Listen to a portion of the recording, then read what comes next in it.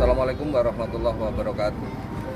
Kami dari pos pelayanan City Mall Kota Gorontalo melaporkan untuk keterkaitan dengan kami bertugas selama 1 kali 24 jam selama ini dalam keadaan aman terkendali, dan kami mengimbau pada pengunjung City Mall untuk dalam parkir kendaraan kiranya bisa dilakukan di dalam City Mall, dan kiranya kalau sudah padat kiranya bisa di selataran atau di pinggir yang sudah disediakan oleh Disub Tenggang.